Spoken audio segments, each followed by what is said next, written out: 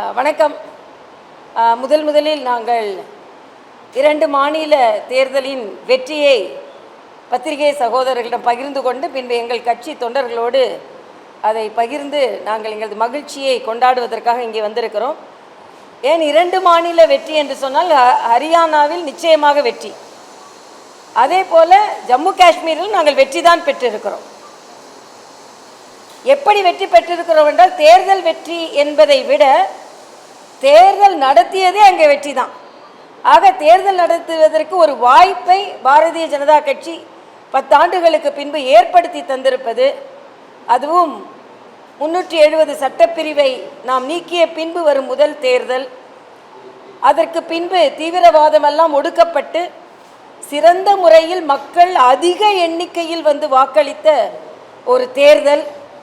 அதில் காங்கிரஸ் சுருங்கி 7, தேசிய கட்சியான காங்கிரஸ் வெறும் 7 பெற்றிருக்கின்ற சூழ்நிலையில், கூட்டணி கட்சி வெற்றி பெற்று வந்திருக்கின்ற சூழ்நிலையில், கூட்டணி கட்சிக்கு வெற்றியை கொடுக்கின்ற சூழ்நிலையில் காங்கிரஸிற்கு கூட அந்த வெற்றியை கூட கொடுக்க மனமில்லாமல் மக்கள் காங்கிரஸை சுருக்கி இருக்கிறார்கள். ஆனால் அதே நேரத்தில் 26, 27 இடங்களை பெற்று பாஜக ஒரு பலமான கட்சியாக வளர்ந்திருக்கிறது. அந்த வகையில் நாங்கள் இந்த வெற்றியை கொண்டாடுகிறோம். கருத்து கணிப்புகள் பொய்யாக்கப்பட்டிருக்கின்றன. கருத்து கணிப்புகளை வைத்துவிட்டு உடனே ஏதோ காங்கிரஸ் வெற்றி பெற்றதைப் போலவே ஒரு தோற்றத்தை ஏற்படுத்தினார்கள். காலையில் நீங்கள் பார்த்தீங்கன்னா அப்போதான் தேர்தல் முடிவுகள் வருகிறது. ஹரியானாவில் காங்கிரஸ் அலுவலகத்தில் ஜிலேபி கொடுத்து இது ராகுல் ஜிலேபி அப்படின்னு கொண்டாடினாங்க. அதற்கு அந்த மக்கள் அல்வா கொடுத்து விட்டார்கள் கொஞ்சம் நேரம் கழிச்சு. ஏன்னா அந்த அளவிற்கு அவசரம். இன்னொன்று, நாங்கள் எப்படி முதலாவதாக வருவது என்று தேர்தலை சிந்தித்து கொண்டிருந்த நேரத்தில் அவர்கள் முதல்வர் யார் என்று சிந்திக்க ஆரம்பித்து விட்டார்கள். அப்படிப்பட்ட ஒரு சூழ்நிலை. அவர்கள் ஒரு மிதப்பில் இருந்தார்கள், நாங்கள் தான் வெற்றி பெற்று விடுவோம் என்று. பாரதிய ஜனதா கட்சியை பொறுத்த மட்டில் மரியாதைக்குரிய பாரத பிரதமர் அவர்களுக்கு இந்த வெற்றியை நாங்கள் சமர்ப்பிக்கிறோம். ஏனென்றால் அங்கு உள்ள அரசியல் சூழ்நிலையில் நடுநிலையாளர்கள், பத்திரிகையாளர்கள், அனைத்து கட்சியை சார்ந்தவர்கள் இங்கே ஹரியானாவில் பாஜகவிற்கு வெற்றி வாய்ப்பில்லை என்று ஒரு தவறான தகவலை சொல்லிக் கொண்டிருந்த போது, இல்லை பாஜக வெற்றி பெறும் என்று தனது கடுமையான பிரச்சாரத்தினால் தொண்டர்களை தன்னோடு எடுத்து வந்து அவர்கள் ஊக்கப்படுத்தியதில், அந்த மாநிலத்திற்கு என்று ஒரு சரியான தேர்தல் திட்டத்தை தயாரித்ததில் ஜாட் மக்கள் 27% இருக்கிறார்கள் என்றால், அடுத்த பக்கம் ஏறக்குறைய ஒரு 73% உள்ள பிற்படுத்தப்பட்ட, மிகவும் பிற்படுத்தப்பட்ட பட்டியலின மக்கள், அவர்களின் ஆதரவை முழுவதுமாக பெற்று ஜாட் மக்கள் வாழுகின்ற இடங்களில் கூட பாரதிய ஜனதா கட்சி வெற்றி பெற்றிருக்கிறது. ஆக அந்த சோசியல் இன்ஜினியரிங் மிக அழகாக எடுத்து சென்று மக்களுக்கான திட்டங்களை மக்களுக்காக கொடுத்து, காங்கிரஸ் 7 கேரண்டியை கொடுத்தார்கள். அதாவது 2000 ரூபாய், 25 லட்சம் மருத்துவ காப்பீடு, 500 ரூபாய்க்கு ஃப்ரீ கேஸு, எம்எஸ்பி பயிர்களுக்கு, இப்படி பல திட்டங்களை 7 கேரண்டி கொடுத்தா கூட மோடியின் கேரண்டி தான் பெருசு அப்படின்னு அந்த மக்கள் வாக்களித்திருக்கிறார்கள்.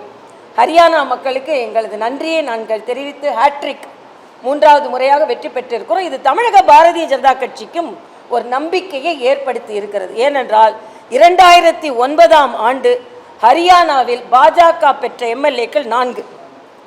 அப்படிப்பட்ட ஒரு மாநிலத்தில் 3 முறை ஆட்சிக்கு வர முடியும் என்றால் எங்களை பலப்படுத்தி பாஜக தமிழகத்திலும் பலம் பொருந்திய கட்சியாக நிச்சயமாக வருவதற்கு வாய்ப்பு இருக்கிறது என்பதையும் நான் இங்கே தெளிவுபடுத்துகிறேன். காஷ்மீரை பொறுத்த மட்டில் நான் ஏற்கனவே சொன்னதைப் போல ஃபரூக் அப்துல்லா அவர்கள் கட்சி, அதுவும் காங்கிரஸும் கொள்கை முரணானது.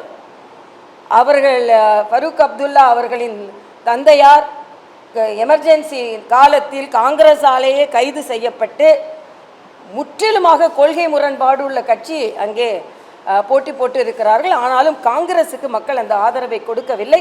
அதனால் இன்று மிகுந்த கவலை அளிக்கக்கூடிய ஒரு கட்சியாக காங்கிரஸ் இருக்கிறது. களிப்படையக்கூடிய கட்சியாக பாஜக இருக்கிறது. பாஜகவின் இந்த வெற்றி தொடரும் என்பதை நாங்கள் இங்கே பதிவு செய்கிறோம்.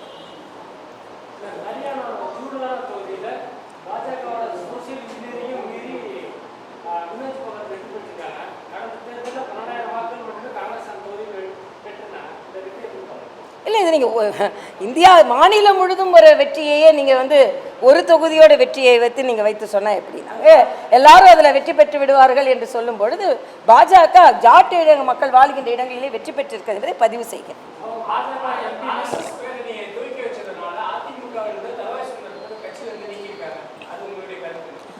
இதில் ஆர்எஸ்எஸ் பேரியக்கத்தில் எந்த கட்சியை சார்ந்தவர்கள் வேண்டாமாலும் இருக்கலாம், அனைத்து கட்சியை சார்ந்தவர்களும் ஆர்எஸ்எஸ்ல இருக்கலாம். ஏன்னா ஆர்எஸ்எஸ்ல இருப்பவர்கள் பாஜகவில் மட்டும் இல்லை, அது மட்டுமல்ல அரசாங்க ஊழியர்கள் கூட ஆர்எஸ்எஸ்ஸில் இருக்கலாம் என்று சமீபத்தில் சட்ட வரைமுறையே செய்யப்பட்டது.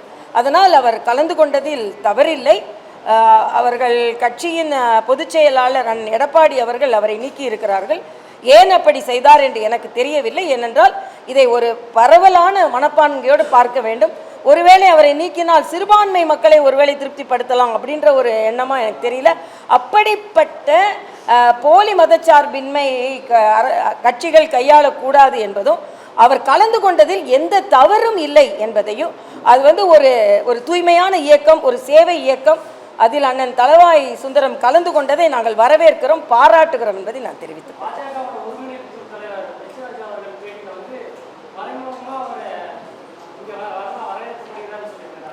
மறைமுகமாக இல்லை, நேர்முகமாகவே கூப்பிடலாமே, ஒன்றும் பிரச்சனை இல்லை. கொள்கையில் ஈடுபாடு கொண்டு இருப்பவர் கூப்பிடலாம், ஒன்றும் தப்பு கிடையாது. வரலாம், இணையலாம், இணைந்து பணியாற்றலாம். அது அண்ணன் கூப்பிட்டா இன்னும் உறுதிப்பாடோடு என்னால் சொல்ல முடியும்.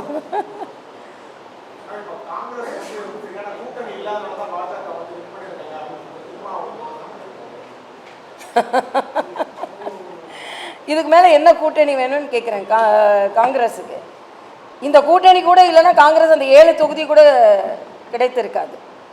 அதனால் அண்ணன் நான் இப்போ வரும்போது படித்தேன், காஷ்மீர் மக்கள் பாஜகவை புறக்கணித்திருக்கிறார்களாம். இப்போ ஹரியானா மக்கள் என்ன செஞ்சுருக்காங்க? உங்களை காஷ்மீரில் உங்கள் கூட்டணி கட்சியான காங்கிரஸை என்ன செஞ்சுருக்காங்க? இது என்ன வார்த்தை ஜாலம்னு எனக்கு புரியல. இருதலே சுருங்கி போன காங்கிரஸை இங்கே கூட்டணியாக வைத்துக்கொண்டு பாஜகவை காஷ்மீர் மக்கள் நிராகரித்திருக்கிறார்கள். 27 இடங்கள் வெற்றிகரமாக பல இடங்களில், அதுவும் ஜம்மு காஷ்மீரில் நீங்கள் பார்த்தீங்கன்னா பல இடங்களில் அதிகமான இடங்களை பெற்றிருக்கிறார்கள். இன்னும் சொல்ல போனால் இதற்கு முன்னால் இருந்ததை விட அதிக இடங்களை பெற்றிருக்கிறார்கள். ஒரு நல்ல சூழ்நிலையை உருவாக்கி இருக்கிறார்கள். இதையெல்லாம் பார்க்கும் பொழுது, அதனால தான் சொன்னேன், நான் 2 மாநிலங்களிலுமே நாங்கள் வெற்றி பெற்றிருக்கிறோம் தான் எங்களால் சொல்ல முடியும். ஓகே, நன்றி. சொல்லுமா?